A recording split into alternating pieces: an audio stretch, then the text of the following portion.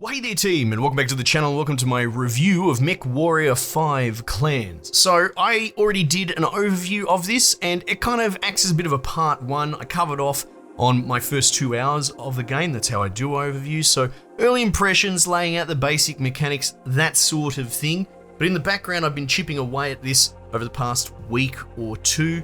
I haven't been doing as many contemporary reviews as I'd like, so I'm going to bring them back a bit more to accompany this kind of retro spiral I've been on, playing games from decades past, the past 10, 20, 30 years. That's been fun. You can check out Doom and all that sort of stuff. But when I do review contemporary games, I only really have one objective system, being that I'm just an off-the-cuff caveman. I just shoot out these short little videos with some general thoughts. All that really matters to me is that for every $5 Australian that a game asks of me, I ask that it give me an hour of good gameplay fun. I find this to be a great bar. It's a good low bar for the sake of value, but it also acts as a bit of a ceiling against bloat, and that's going to come into it a little bit here.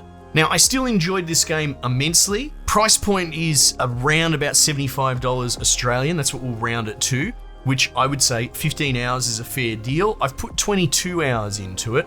I've kind of broken my rule in an attempt to just slug through it, and I'm left regretting that, and I feel like I should have probably hung up the control half a dozen hours earlier. This isn't to say that I'm down on the game or anything like that, but yeah, I feel like it kind of does outstay its welcome a little bit, and it would have been tighter if it was a shorter experience. A quick reminder in case you didn't catch the overview, essentially this is the newest installation from the MechWarrior guys, Piranha Games. They've been doing them for a while. Comparisons between this and the previous one, which was MechWarrior 5 Mercenaries, have been all over the place. And the split, from what I understand, is this is a simpler, more dumbed down version, if you will. You know, choose your term. It's not meant to disparage. I see it more as accessible for normies like me that don't particularly care that much about MechWarrior. And, you know, I'm surrounded by MechWarrior mates, so I understand how rabid that fan base can be. I say that with love, you know, cheeky shot across the bow with a grin on my face. I kind of love, and it's infectious, how much they love all that sort of stuff. So yeah, from one perspective, this is way more accessible and way more mainstream or newbie friendly, but it comes with the downside of, you know, not having quite as much fidelity in the customization and the min-maxing for the super sweats.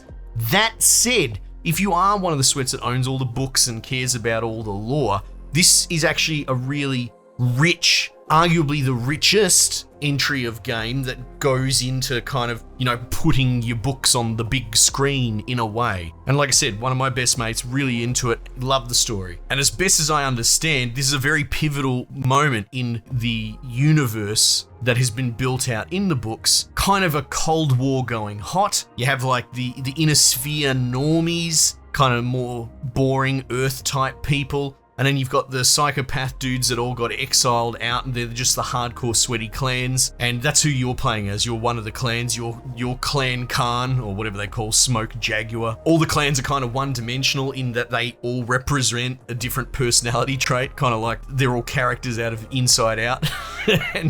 and clan Smoke Jaguar is angry clan. You know, one of the other clans is like underhanded, scumbag, bloody Game of Thrones nonsense.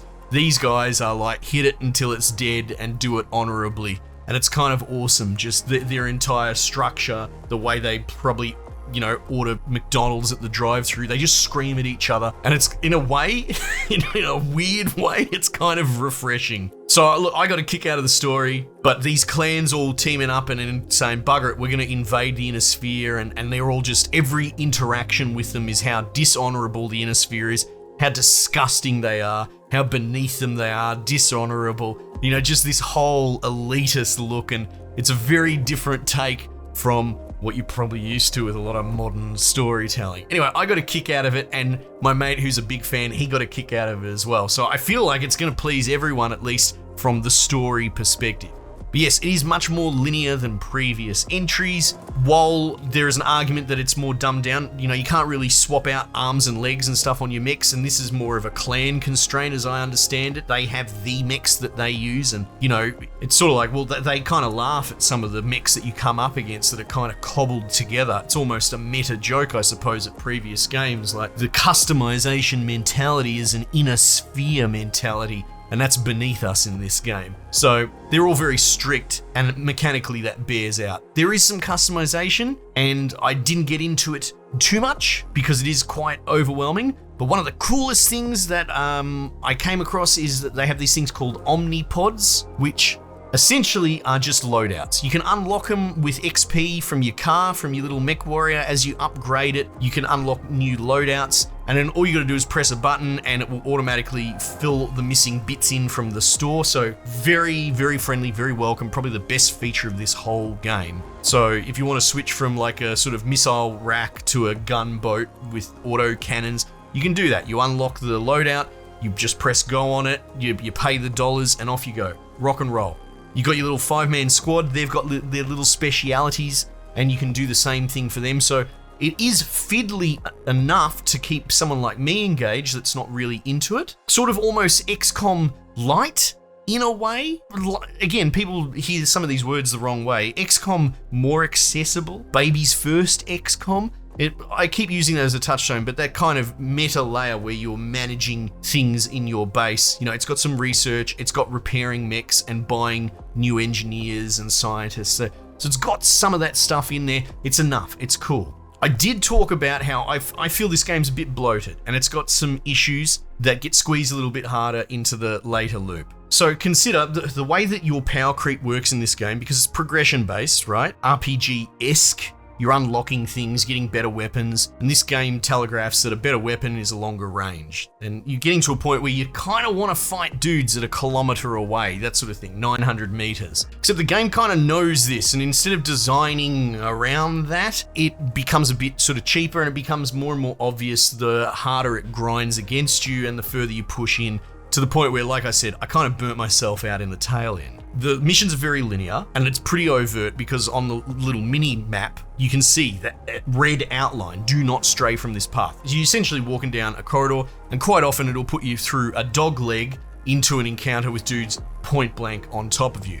It feels unfair because, like I said, a lot of the progression is telegraphing, hey, this is kind of how you want to play, but we're never going to let you play the way that we're teaching you to play, if this makes sense. And this is especially exacerbated because the game will have narrative twists and turns. I understand that. I know what a narrative is, but the problem is you're not allowed to save state during these missions, and you are in a slow lumbering mech, and you're kind of fighting waves of encounters. So you're getting ground down. You do get repair bays, but you're trying to manage your dickhead AI blokes that don't know what they're doing.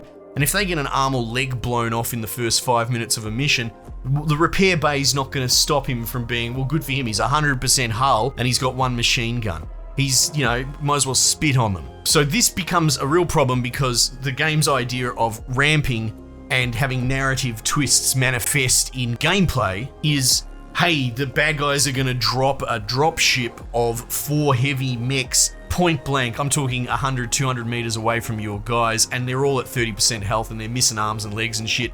And you don't necessarily have the loadout to deal with this, and you're like 38 minutes into this mission. So you're gonna brick, you're gonna die, you're gonna lose, and essentially you're gonna get sent back to the desktop and rebuild your star, and then you'll come at that encounter with this meta knowledge, and that sort of thing really frustrates me. I don't like the idea of having to waste 30, 40 minutes of my time to have the game go, aha, this is the trick, and now I know the trick, and so now I'm going to try and cheese it, right? I'm going to try and open up the angles or position myself before I trigger the event. I'm going to now make a build going in. You know, my characters in the world wouldn't have that knowledge, but I do because I already sucked and died on that mission. And this has happened quite a few times, and I can't remember, but in the most recent mission, it was something to that effect where I wiped and I was like, yeah, I'm not playing this for another 40 minutes to go through that again. Turn down the difficulty, sure, that might be an option, but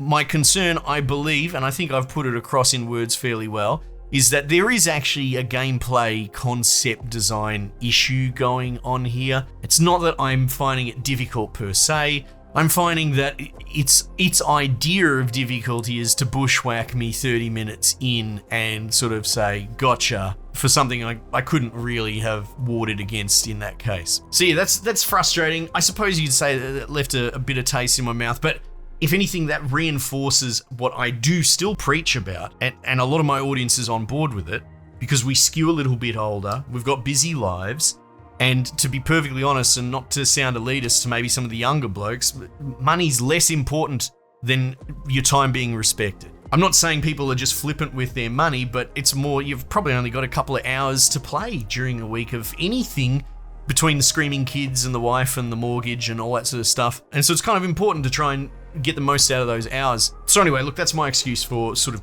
having a bit of a soft cap on how much time I spend with the game. And yeah, I feel like this outstayed its welcome, but I did breach my own little sort of rule. I can't really blame the game that much. But yeah, look, all in all, I had a lot of fun. I recommend it.